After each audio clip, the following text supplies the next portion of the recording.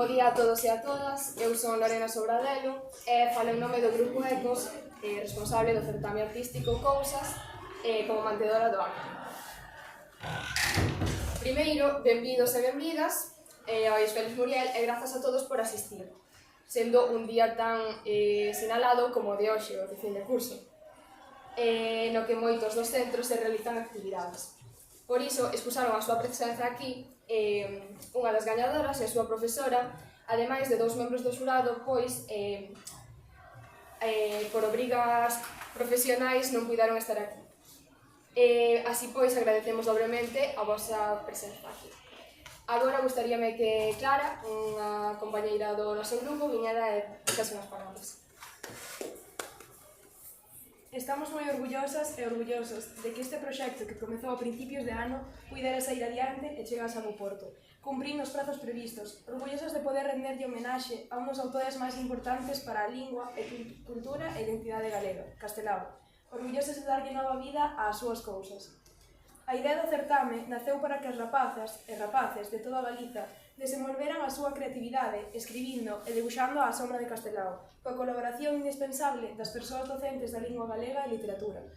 O noso grupo rematou con este curso a súa etapa no instituto, pero imos seguir aquí porque queremos seguir responsabilizándonos do primeiro certame rianxeiro, para o que desexamos longa vida e moitos máis participantes o vindeiro curso.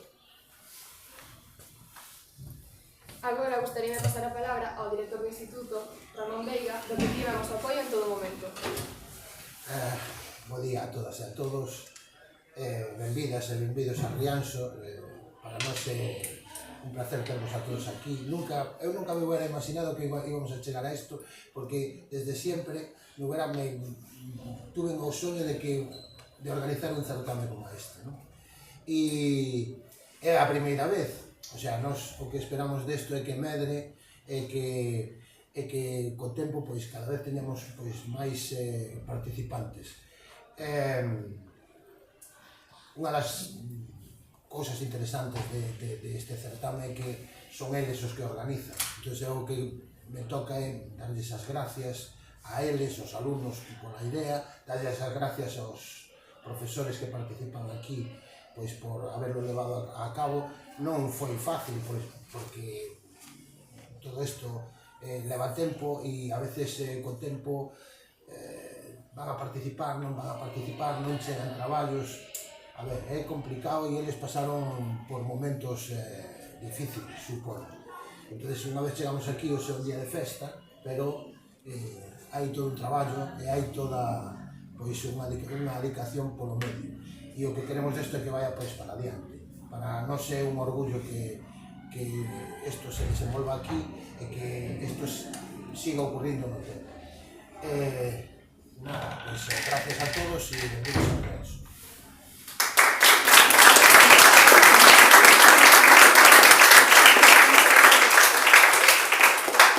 Agora a palabra pasa para os membros do xurado aquí presentes. En primeiro lugar intervirá Ricardo Losada, profesor de filosofía do noso centro e recoñecido e premiado escritor rianxeiro. Despois del tomará a palabra Ana Rivas, profesora de linguas clásicas e unha voraz lectora responsable desta biblioteca. A ambos queremos agradecerlle a súa labor.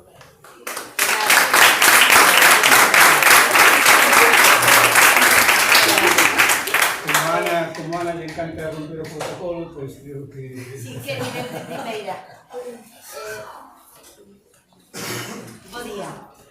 En primeiro lugar, parabéns aos participantes, a todas as premiadas e os premiados, e aos seus profesores e profesoras. Cos vosos escritos, comprobei o ben que fixo Pandora ao topar a tempo, premer e pechar con convicción a súa caixa. É ben certo que a esperanza é o último que se perde, e a miña estaba cambaleándose moito últimamente, tocada polo pesimismo provocado pola sensación da deriva sospeitosa, máis que sospeitosa, da ensinanza nestes ámbitos. Mais quedei agradablemente sorprendida polo nivel e talento mostrado nos textos que lin. Por iso non me resultou doado elixir. Non vou repetir o que xa se valorou na nosa página web, porque está suficientemente exposto, mas quero deixar constancia dunha cuestión que me intriga moito, sempre, con respecto á labor do escritor. E coido moi difícil de levar a cabo por parte do mesmo. A cuestión é esta. O saber moverse e manexarse entre os límites da imitatio e a emulatio. Agora digo. Dous términos moi estudiados na retórica clásica, pero que cadran ben aquí. A imitatio, que ven de mimesis, imitación dun grande, para acadar o máximo nivel de expresión literaria, e a emulatio, que é a admiración polo imitado, ca tácita pretensión, a veces pretensión máis que tácita, de melloralo ou completalo, aínda que nunca de superalo. Trátase de saber cabalgar sobre os ombreiros dos gigantes mirando ao horizonte, sin entretementos nas ladeiras, nin a cabeza do xigante, nin os pés. A veces resulta moi difícil estar sobre esos ombreiros e saber que hai que mirar alá, non acá. As bases de todo o concurso resultan certamente limitadoras. Os participantes han de rexerse por unha serie de parámetros, fora dos cales a súa obra non ten cabida na convocatoria concreta. E máis neste caso, tratándose de homenaxear a un grande como é Castelao. Se unha boa parte do progreso artístico basease na secuencia destes dous principios, os textos seleccionados, non só os gañadores, traspasaron o linear da imitatio, imitación artística da realidade, vista cos anteollos, nunca mellor dito, do autor Rianxeiro, así como tamén os seus valores morais, chegando moi preto da emulatio, de admiración. Manifestouse pois pola actualización, a capacidade que tivechedes os gañadores e máis, os demais, pola actualizar e adaptar a nosa realidade dos contidos universais que tanto lle preocuparon. E todo isto cunha linguaxe elaborada, clara, directa, aparentemente sinxela, acompañado de ilustracións en consonancia co texto, feito difícil e tarefa non menor. Así que estou satisfeita e contenta de ser testemunha destes logros, que, como dixen ao principio, reconcílianme co futuro e traspasan o ámbito da miña esperanza e as miñas expectativas. Grazas, Elena, Mateo e Adriana. Grazas, Zoe, Paula, Alicia e Olaya. Grazas aos profesores Román Landín, Enrique Estevez, aquí por partida cuádruple, unha boa pedrea, e as profesoras Elena López e Edith Pazón, por permitirnos pensar o resto dos docentes. Facémolo ben. Seguimos. Noraboa.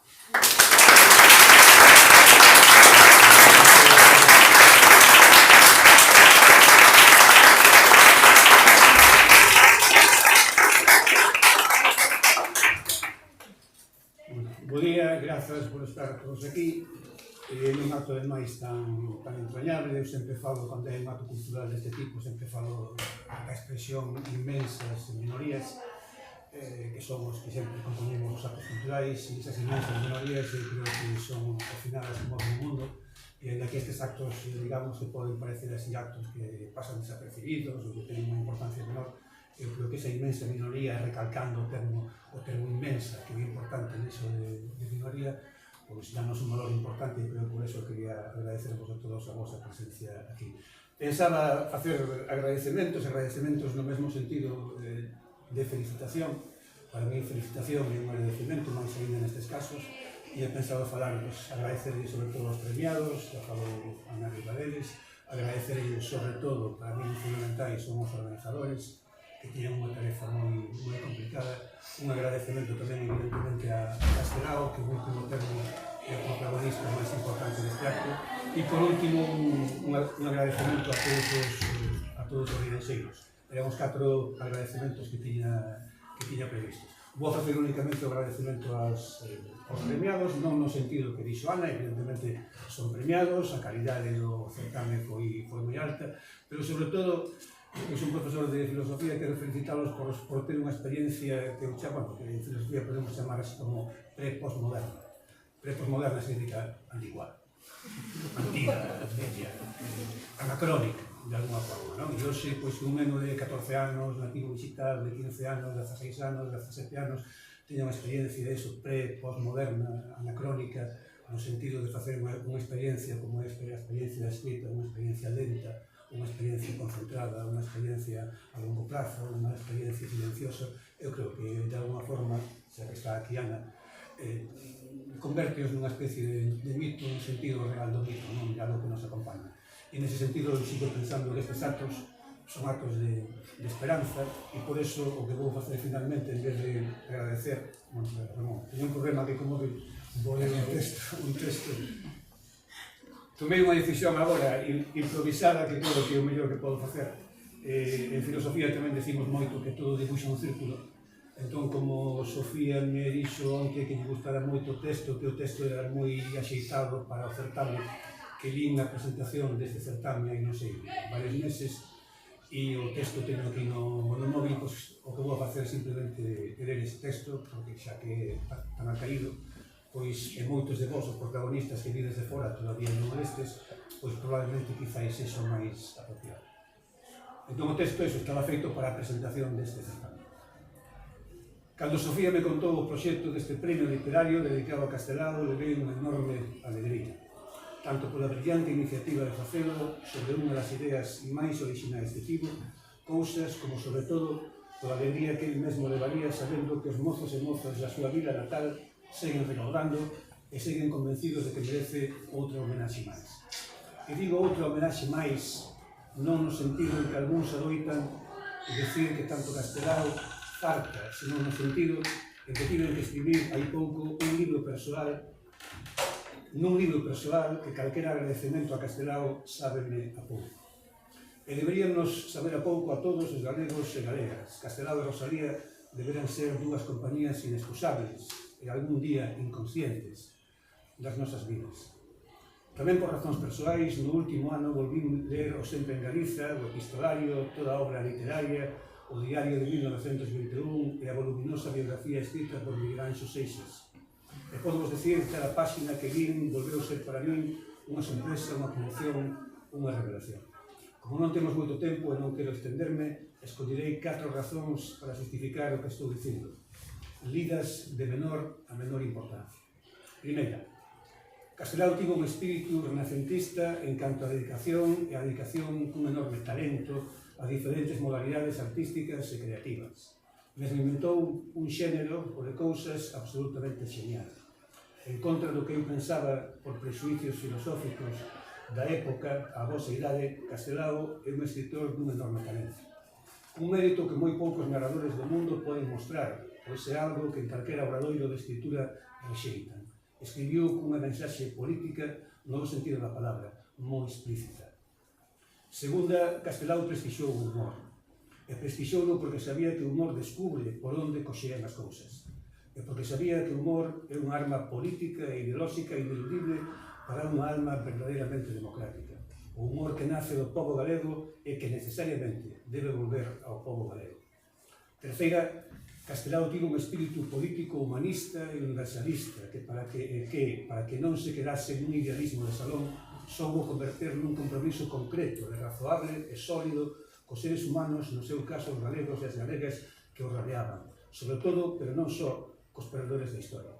E sempre, mesmo nas súas declaracións máis nacionalistas, sen perder de vista o proxecto humanista.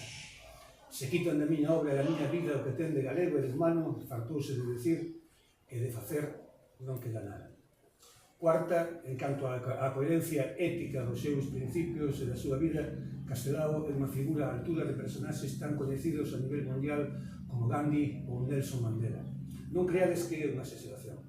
Pode serlo a nivel da repercusión que tiveron ou da trascendencia pública das súas loitas, pero non é en canto a enorme sacrificio persoal, mesmo en termos de saúde, que tivo que pagar para poder loitar por non só unha, senón moitas causas xustas. Só direi unha cousa para justificar. É un dos poucos políticos do século XX que non renunciou aos seus principios éticos na súa acción política cotidiana.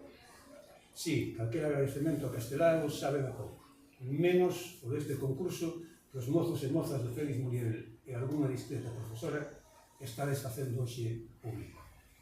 E quero decir, finalmente, que felicito aos organizadores, tamén pareceme a clave deste certame, felicito primeiro pola idea, que me parece unha idea genial, segundo pola execución, porque era moi difícil estar á altura de Castelao.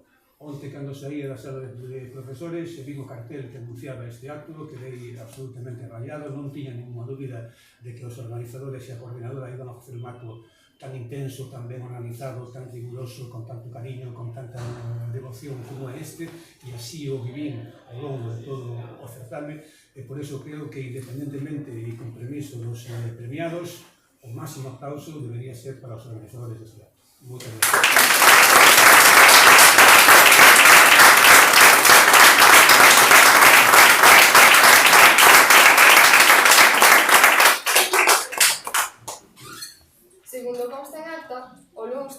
de maio de 2024, ás 6 da tarde, reuniuse o xurado encargado de fallar os premios do primeiro certame artístico Cousas, formado por Ana Rivas, docente do Luís Félix Muriel, Ricardo Losada, escritor e docente do Luís Félix Muriel, Xesús Piñeiro, xornalista de Nós Diario, e Esther Carrodeguas, actriz, directora e escritora.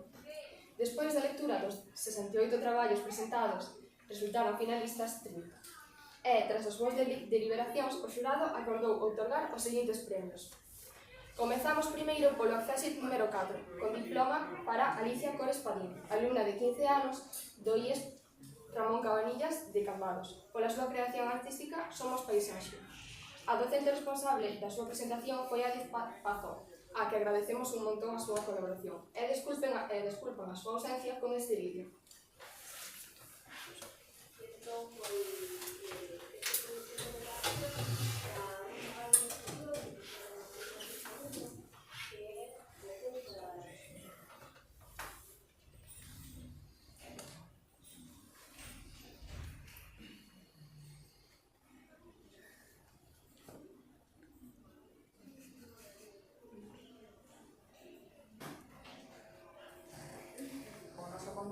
Desde a Realidade de Cotián, propuxemos unha serie de máis Alicia, do Instituto Ramón Cabanillas, e agradecemos moito o premio e que contasedes con nós para este acto de hoxe, que non podemos asistir, pero que queríamos estar mandando un saúdo a toda a comunidade do Félix Muriel. Nos este ano traballamos con Cousas na aula, foi o noso acompañamento de lectura en cuarto da ESO. Cousas é un libro xa centenario que escribiu Castelao na sociedade do seu tempo, pero que nos segue servindo hoxe para seguir falando do noso tempo e da nosa sociedade, aínda que teñamos que facelo dunha forma compartida e un pouquinho explicada, porque a lingua tamén lle pasaron 100 anos por riba, pero a expresividade que hai no libro seguímola entendendo e seguimos podendo disfrutar dela. E entón, pois, este foi o punto de partida para un traballo posterior que fixeron as alumnas e os alumnos, que é o Cousas delas, que nos vai explicar un pouco Alicia en que consistía este traballo. Sí, nós comezamos observando o noso contorno desde a Realidade de Cotián, propuxemos unha serie de textos que conformaban o noso propio libro, Cousas Miñas, todos acompañados dun elemento gráfico, como podría ser unha foto, un debuxo, un bordado, un collage tamén, e darlle deste xeito á realidade unha vista propia e un sentido. Do traballo que fixo Alicia, que estaba composto de textos calquera valería para mandarvos ao Félix Muriel, na vosa perspectiva parecida á nosa, e Alicia escolleu este, que acompañou ademais dunha imaxe que ela tirou nunha saída do centro, e máis dunha fotografía dun carro que ela mesma pintou e que ten na súa casa, un óleo que representa para ela un pouco un complemento do que escribiu neste texto tan bonito.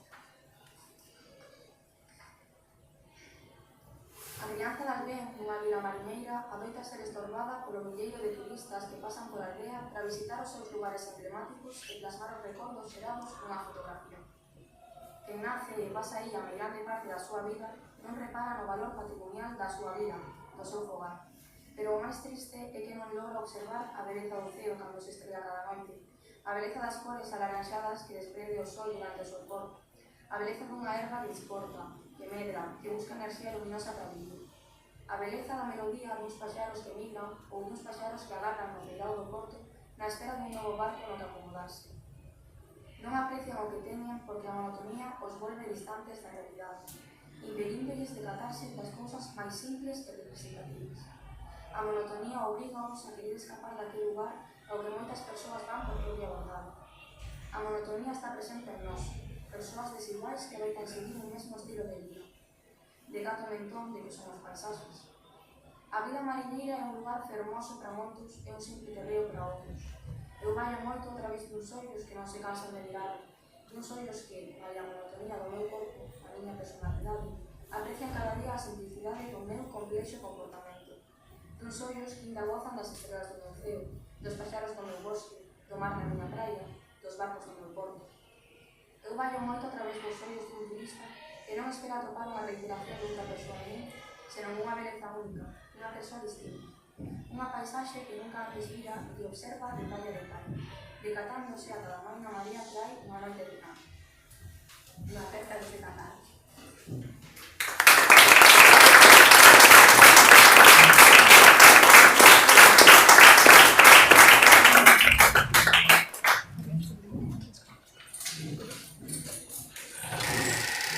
Bueno, agora sí, comenzamos coa entrega de diplomas.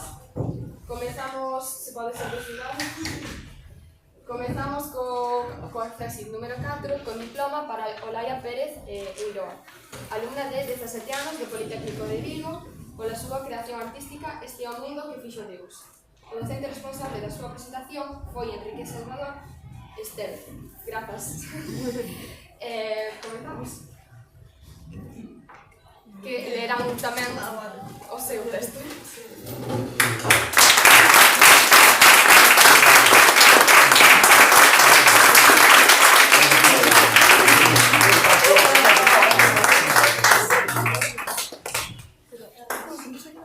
Enhorabuena.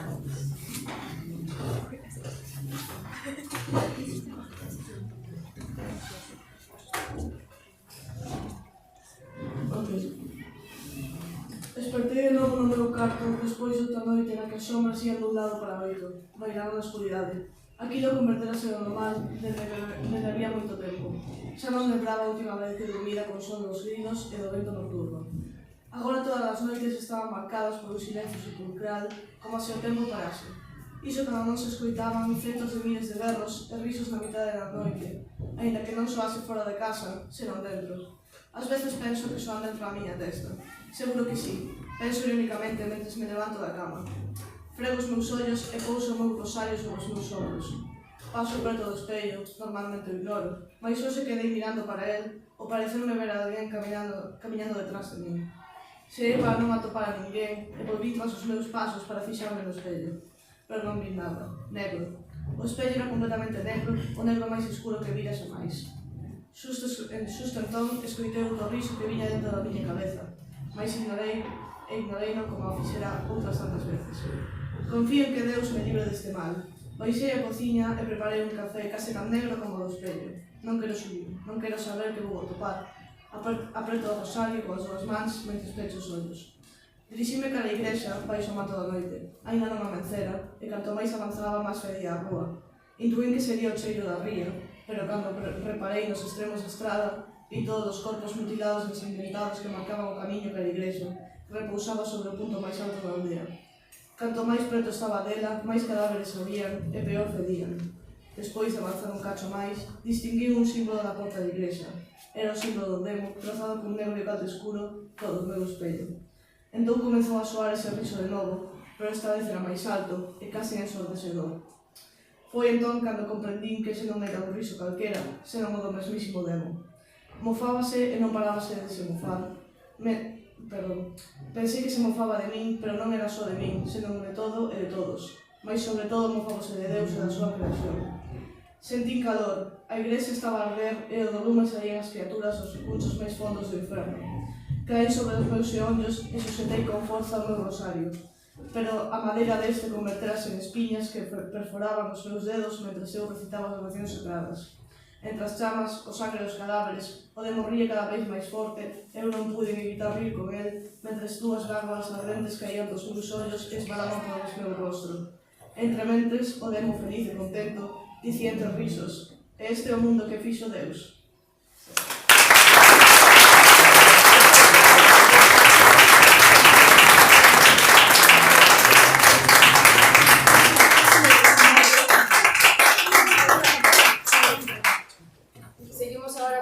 Número 2, con diploma para Paula Porto Rodríguez, alumna de 18 anos do IES Politécnico de Vigo, pola súa creación artística O meu mellor amigo. O docente responsable da súa presentación tamén foi Enrique. Gracias. Gracias.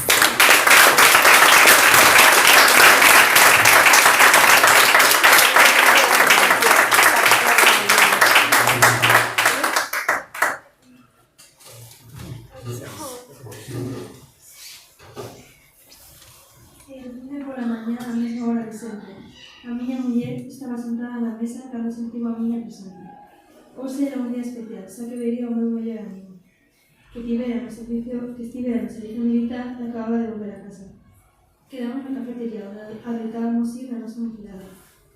Estivemos horas falando e fándonos o día, mentres que a xente que pasaba ao noso lado nos miraba con estraneza. Supoño que todas as grandes fazañas que estaba a contar. Despois de estar falando toda a mañá, despedímonos e quedamos a vernos en algún outro día. Ao chegar a casa, a miña muller amosaba triste, pero a vez moi enusada. Preguntoume entre berros onde estivera toda a mañá, mas eu non podía dicirlle a verdade, porque a ela non lle gustaba o meu mellor amigo. Ela seguiu insistindo e finalmente confesei un segredo. Naquele momento, ela pareceu palidecer e miroume cos ollos moi abertos. Daquela preocupei por a súa reacción e pregunteille que lle pasaba. Entón ela achegouse lentamente, agarroume a cara con cariño e díxome un suave murmurio: "Cariño, o teu amigo faleceu hai 3 días na guerra".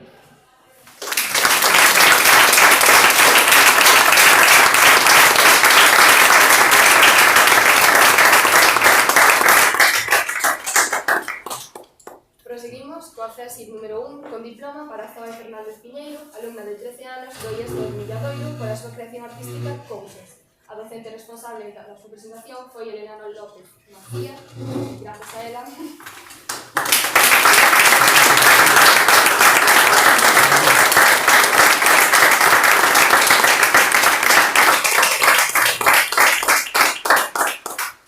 Ainda recordo aqueles paseos por aquel camiño que me levaba a liberdade, ao solpor, cando os últimos raios de luz chegaban á miña cara e se reflectían nos meus ollos.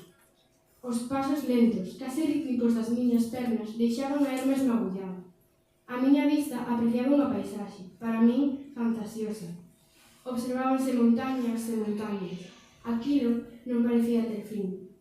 Tamén recordaba o sol agochándose por detrás delas, dándolle unha cor alaranxada ao ceo e dando paso á noite. Aínda máis cara adiante, campos cheos de vacas, ovellas, cultivos, todo o que os meus ollos querían apreciar. As árbores alzábanse ao meu paso, carballos, piñeiros, aciñeiras, e por fin, escoitando o son da auga dun río que fui aos meus pés, estaba o paraíso. O banco, o meu maravilloso banco, desta vez, baleiro.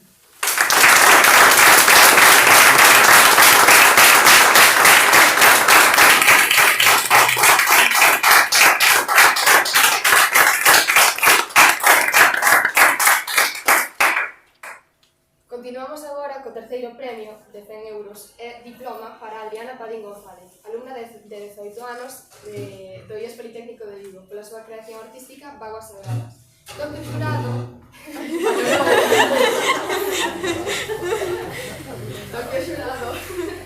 valorou a temática da imigración, tan particularmente tratada por Castelao, a estrutura marco dun texto que medra na ilustración e a calidade da súa lingua literaria para expresar a melancolía e a frustración pola perda. Agradecemos tamén ao docente responsable.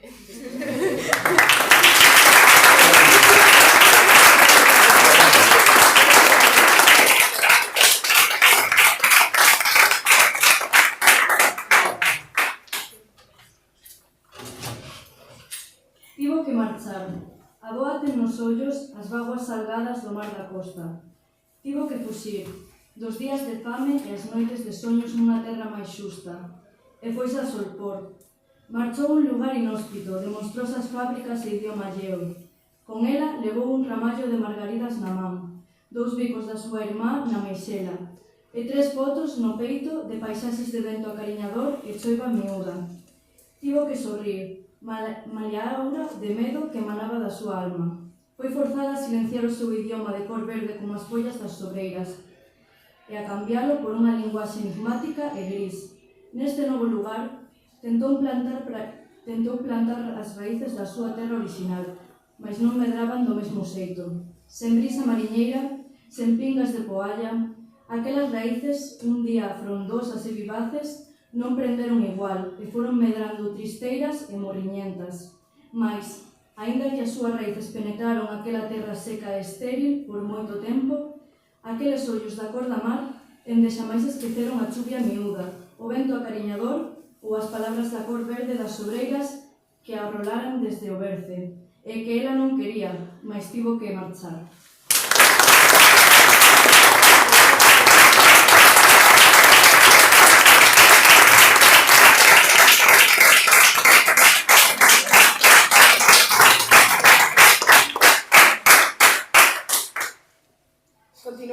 agora co segundo premio de 200 euros e diploma para Mateo Nandín Rabino, alumno de 17 anos do IES Politécnico de Vigo, pola súa creación artística proposta post-mortem, do que o xurado apreciou a revisión moderna da obra de Castelao, mesmo no debuxo do ollo de Diego.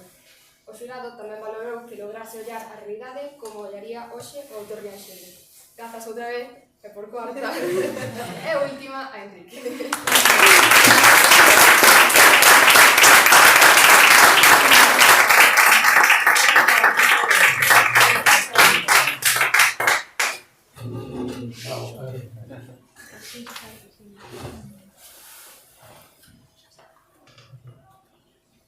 A fantasma do tanatorio. Así foi como comenzaron a chamar a Fidel Castro os veciños de Cartelle despois de que este estivese a pasar todas as festas do Nadal no velorio municipal. Todo aconteceu no verán de 1981, cando con tan só 30 anos Agostinho Vidal foi atopado morto na súa casa. Fidel, quen era o seu mellor amigo, nunca lle dixera a ninguén a causa da morte, aparte de aos médicos e a Garda Civil. Tampouco é que alguén tratase de descubrilo. Agostinho chegara había 5 anos a vila, como a un descoñecido. O día que foi enterrado no seu ataúde, todos os veciños sentían que marchara un calquera, un ninguén. O aniversario da morte de Agostinho foi ignorado pola maioría dos habitantes, excepto por Fidel, claro está. Atopábanse as súas nese escuro espazo funerario, cando notou como alguén tocaba a porta do lugar. Ao abrir, atopou aos seus pés unha caixa sen remitente ou destinatario concreto. Fidel Castro era un home como a outro calquera. Ese Pandora tamén abría a súa caixa porque él teria que aguantar as ganas. Ao abrir o paquete, atopou unha cabeira dun esqueleto real, que tiña unha xema preciosa incrustada no buraco do seu ollo esquerdo. O carto valeiro da funeraria brillaba dunha maneira milagrosa debido á luz que comenzou a emanar dese oso. Era algo tan espectacular que ao pensar nas vaguas que o mesmo Fidel derramara ali cando o corpo do seu compañeiro estivera exposto, sentiuse case como se estivese pecando de volta. O brillo que saía da xema do cráneo tiña o home totalmente abrallado, pero sen dúbida ninguna, o que marcou a diferenza para que finalmente Fidel caese ao chance en poder controlar as súas vaguas cheas de emoción era a inconfundible forma da cabeira na súa mano. Era Agostinho. Na caixa había unha nota que deixaba un mensaxe que só Fidel podía comprender ao completo. Ali está todo preparado. Cando chegues, asegúrate de ter posto o traxe ceremonial. Os anos pasaron como a un preludio impaciente e mal feito. En 2005, o matrimonio gay foi legalizado en toda España, incluindo Galiza.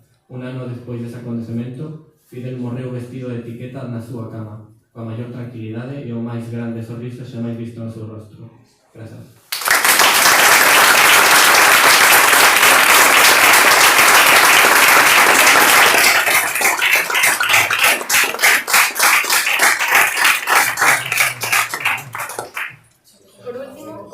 Continuamos co primeiro premio de 300 euros e diploma para Elena Castaño Pazos, alumna de 15 anos do IES número 1 da Estrada, pola súa creación artística Conitas, do que o xurado apreciou a proximidade ás cousas de Castelao, tanto pola temática da memoria histórica como pola estilización do seu dibuixo.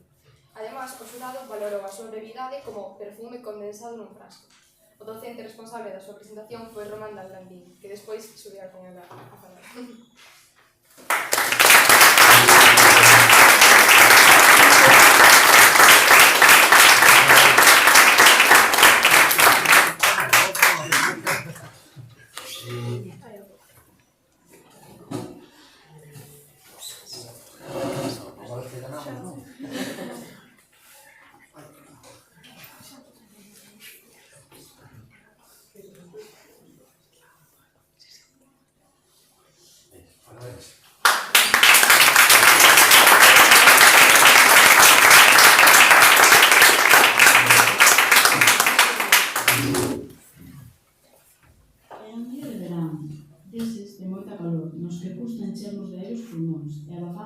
apenas con estarmos na rúa.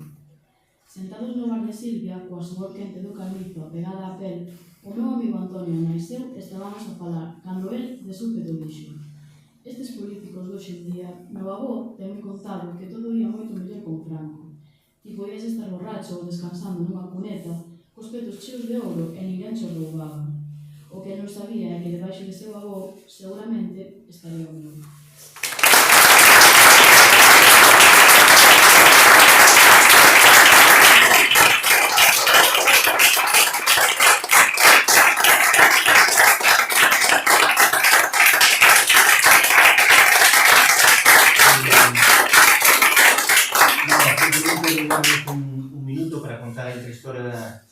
do texto, do traballo, da obra gráfica e do texto de Elena, porque creo que demostra moitas dos aspectos que se destacaron hoxe aquí, igual que do resto dos alumnos e alumnas premiadas, e que destacaron Ana, Ricardo e os mantedores do acto, e tamén Edith desde Cambados.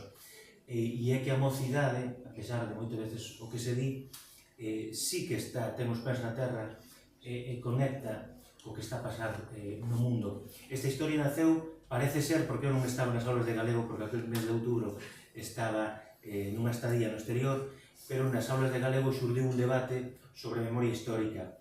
E entón o xerme deste texto, desta obra, está aí, nun debate entre o alumnado espontáneo que saiu nesa aula. Logo pasou o filtro de Castelao nas aulas, no día a día, na propia materia, e Castelao sempre nos dá algo de volta, todos os aspectos que destacaron os meus compañeros na mesa, non? Cando se convocou o premio, lanzouse idea de maneira, como se fai nas aulas, quen queira participar neste certame, aí tedes todo para vos, xa coñecedes a Castelao, e apareceu este texto de Elena, e este texto de Elena apareceu tal cal, apareceu así, tanto o dibuixo como, sobre todo, do medio para adiante, dicir, a conversa con ese Antonio de ficción e esa frase final tan potente, tan poderosa, que o profesorado que lemos a primeira versión quedamos impactados, non? Profesor de Historia, de Educación Plástica, profesores de linguas, galega, castelá. O único que lle dixemos é que, como non chegaba aos 100 palabras, habría que traballar algo e darlle onde traballou no ambiente previo, nesa atmosfera cargada, nesa claustrofobia, nesa presión, nese día pegañento de sol e de calor. Entón, tanto Elena como os compañeros de Vigo, do Milladoiro, de Cambados, os creadores, os alumnos e alumnas do Grupo Ecos, moitas grazas por dar esta oportunidade e por revivir a Castelao no século XXI.